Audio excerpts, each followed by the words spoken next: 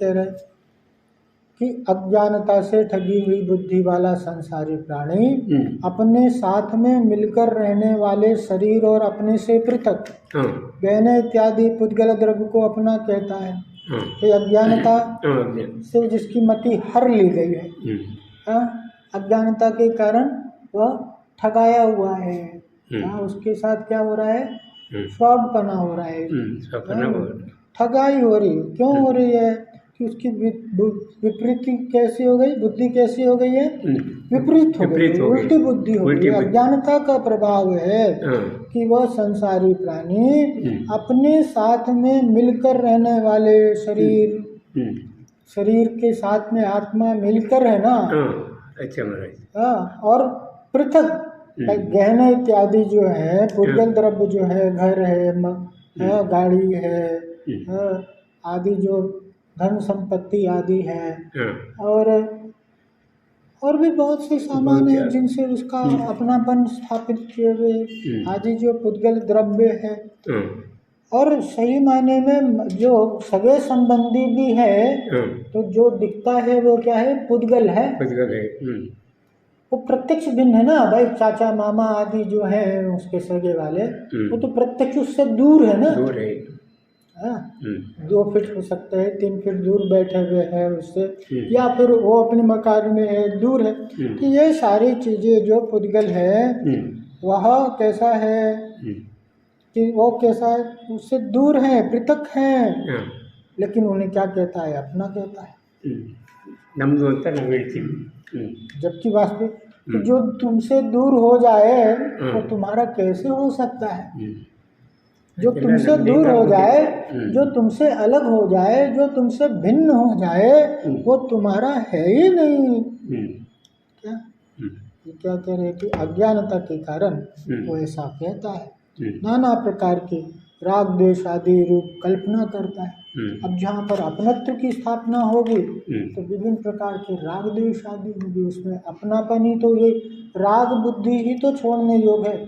और राग है तो द्वेष आदि होता है, और उसके संबंध में कैसे कैसे ऐसो आकुलता के कारण बनते हैं। अरे टूट गया, फूट गया, खो गया, नया है, पुराना है आदि जितने भी आकुलता हो रही है, जितने भी विकल्प हो रहे हैं, वो किसके लिए हो रहे हैं? कि उसमें जो अपनत्व की बुद्धि है, उसमें जो मैं पना किए गए है ना, अनुराग बुद्धि से हो रहा है, तो उसमें राग हो रहा है और द्वेष होगा, और राग द्वेष होगा तो संकल्प विकल्प होंगे। ये खो नहीं जाए मुझसे, इसे और मैं बढ़ा लूँ, इसे और मैं ज़्यादा कर लूँ, इसे और अच्छा कर लूँ। तो ये सारी जो चीज़ें हैं, जो संकल्प विकल्प चल रहे हैं, उसके पीछे मूल कारण क्या है? कि अपनत्व की बुद्धि की स्थापना किए हुए। आचार्य कहते हैं कि भाई जब सर्वत्र भगवान ने जीव को नित्य उपयोग लक्षण वाला देखा है, तो फिर यह पुद्गल द्रव्य रूप कैसे हो सकता है?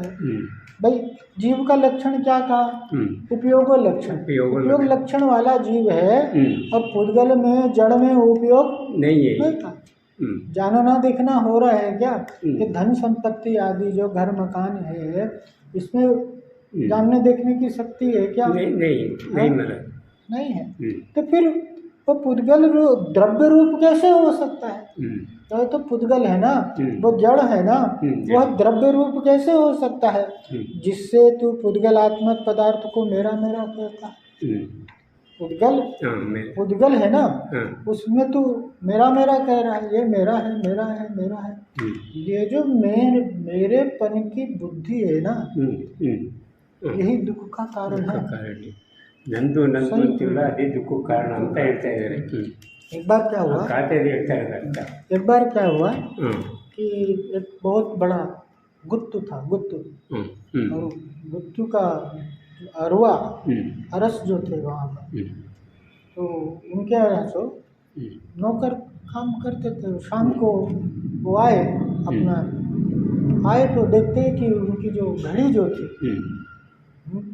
बहुत पुरानी बाप दादाओं के ज़माने की एंटीक, वो पुरानी घड़ी, और वो गिरी वहाँ से अपने स्थान से नीचे गिरी हुई और टूटी पड़ी हुई।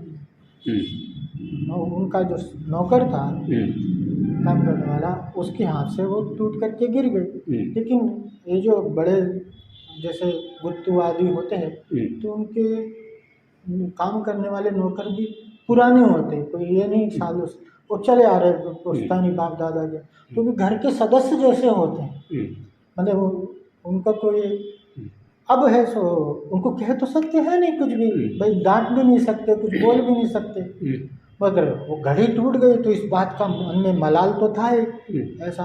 अब इस रात पूरी रात है सो वो सो नहीं पाए, उनको नींद नहीं आई, घड़ी टूटने के कारण उनको नींद नहीं आई।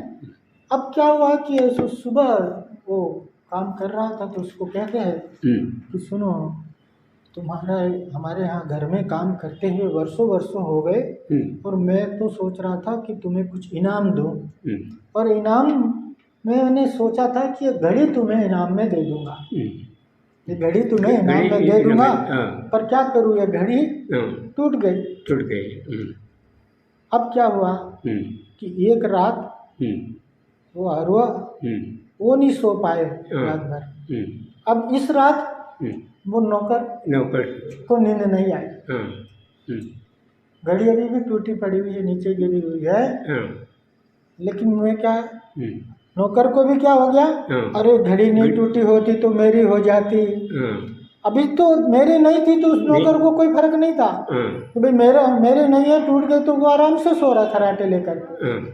तो करके जैसे ही उसमें मेरेपन का भाव आया, क्या कह रहा है कि ये मेरेपन का जो ममत्व का भाव है उसे तू त्याग, राग उसको तो त्याग। जो पर में जो राग बुद्धि हो रही है, पर में राग बुद्धि है वह छोड़ने योग्य है। यदि जीव द्रव्य पुद्गल रूप हो जाए, पुद्गल द्रव्य भी जीव रूप हो जाए, तब तू कह सकता है। तो यदि जीव पुद्गल रूप हो जाएगा और पुद्गल जीव रूप हो जाए, ऐसा अगर संभव है नहीं। तो तू कह सकता है भाई तेरे बात में सच्चाई हो सकती है, उसे सत्य माना जा सकता है, लेकिन जैसा तो होता नहीं ना। जीव कभी पुद्गल नहीं होता और पुद्गल कभी जीव नहीं होता। सब अपने अपने गुण आदि से, पर्याय आदि से सब क्या है, भिन्न भिन्न है। जीव के गुण आदि अलग हैं और पुद्गल के भी गुण आदि अलग है, गुणधर्म सबके अलग अलग हैं।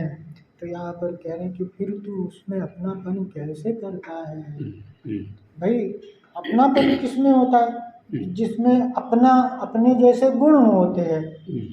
भाई पैसे वाला आदमी पैसे वाले के आदमी के साथ में बैठना चाहता है, चाहता है कि नहीं चाहता है। तो यहाँ पर कह रहे कि तुमने और पुद्गल में समानता है ही नहीं किसी भी प्रकार की, तो फिर तू ऐसे कैसे मूढ़ बुद्धि करता है, कैसे मूर्खता करता है कि ऐसा उसे अपना मानता है। कह रहे कि पर ऐसा 3 काल में नहीं हो सकता, अतः तेरा यह कहना भूल भरा। इसी भूल को सुधारने की आवश्यकता है। पर में अपनत्व बुद्धि, पर में ममत्व बुद्धि ही छूटने योग्य, छोड़ने योग्य है। ऐसा हमें इस कथा से सार को ग्रहण करना चाहिए। पर में अपनत्व बुद्धि का त्याग हो और स्वयं में अपनत्व की स्थापना। जब पर से बुद्धि हटेगी तो स्वयं की ओर आएगी। तो क्या स्वयं में अपनत्व बुद्धि हो, ऐसा एक सुख का आधार है। सभी का हित हो, सभी का कल्याण है। इसी मंगल भाव नमस्ते।